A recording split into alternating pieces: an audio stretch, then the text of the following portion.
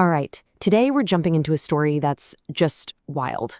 It weaves together a brutal legal war, some seriously avant-garde art, and a full-blown digital insurrection. It's a sprawling, messy story of modern rebellion, and we're going to piece it all together. So, let's get into it.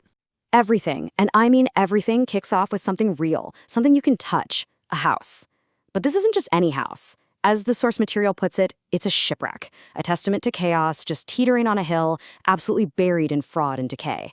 This isn't just a setting, you guys. It's the first battleground. So here's our game plan for today. We're going to start with the physical war for this one piece of property. Then we'll spiral out to see how that fight morphs into an autonomous zone, the absolutely bizarre weapons they used to defend it, how the war exploded into the digital world, and finally, what it all means as a kind of manifesto for survival. Okay, Section 1. Our story kicks off at 1410 Ewing Avenue. But this isn't some clean legal dispute fought over paperwork in a courtroom. No, this fight starts right in the dirt. A literal ground war against forces trying to tear the whole place apart from underneath. You've got to understand, the house itself is a total character in this drama. It's this redwood box just clinging to a hillside, and its foundation is shot thanks to what one plumber called a Zen koan of a septic system.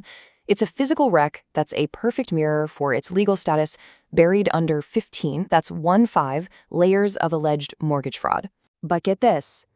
Before they could even think about fighting the banks, they had to fight a literal ground war against an underground kingdom of moles and voles. And the battle plan was intense, almost biblical. They dug massive trenches, flooded the yard till the whole hillside started to give way, pumped propane into the tunnels, and then just lit them. And to finish the job, dry ice to suffocate whatever was left. This was total war. So the fight moves from the mud to the machine. We're in the pandemic, right? So court is on Zoom, and it becomes a stage for this new kind of protest art. The source describes our protagonist, mid-hearing, naked from the waist down, just belting out Rock the Casbah by The Clash.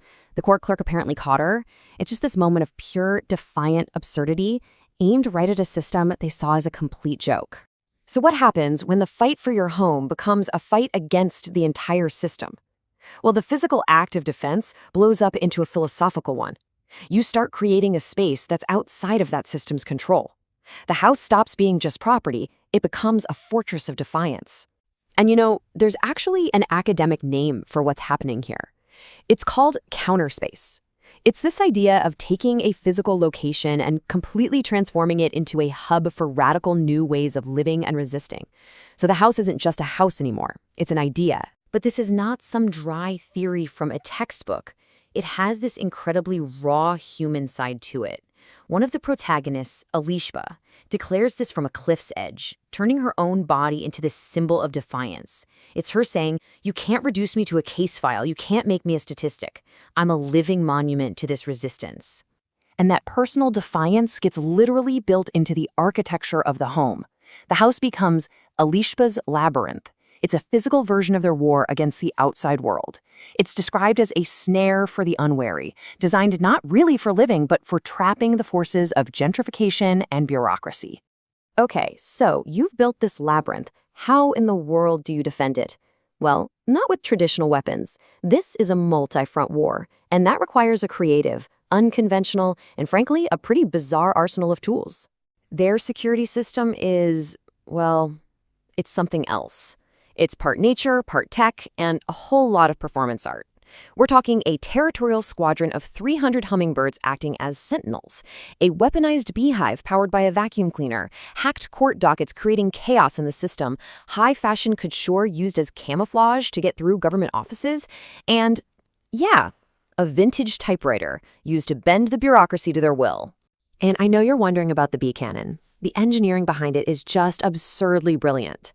The source says they repurposed a central vacuum system, hooking the exhaust port right up to their beehive.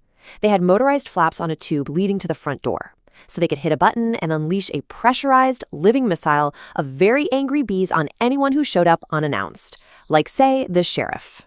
But this goes way beyond just strategy. It starts to become almost mythic.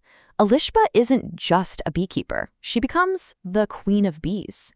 The source describes her communicating with them, feeding them right from her fingertips, taming their wildness. She's not just using nature, she is bending it to her will. So, from the very real physical world of bees and birds, the war just explodes.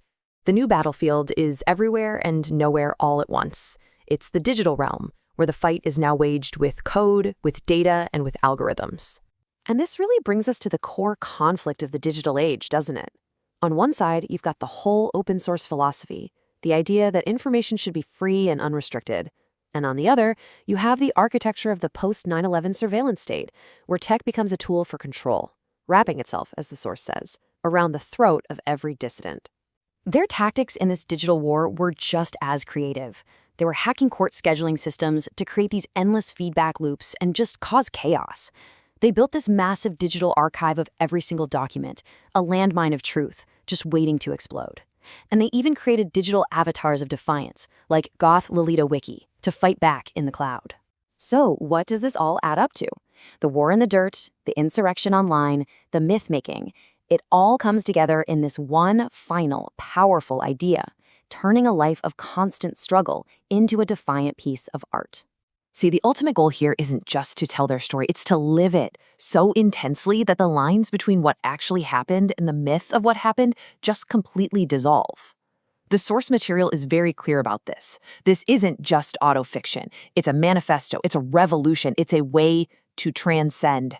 And that's really what this whole thing is about in the end, reclaiming your own narrative. It's about taking the story that all these outside forces, capital, bureaucracy, gentrification are trying to write for you, and instead turning it into a battlefield where your own memories and your own myths are the weapons. And that brings us to the ultimate conclusion here. This entire sprawling, insane fight, from the moles in the yard to the data in the cloud, it was never just about a house. The ultimate rebellion, as one source says, is internal. It's an insurrection against the roles we never chose, the contracts we never signed, and the mental cages that are built by the systems all around us. Which really just leaves us with one final thought to chew on.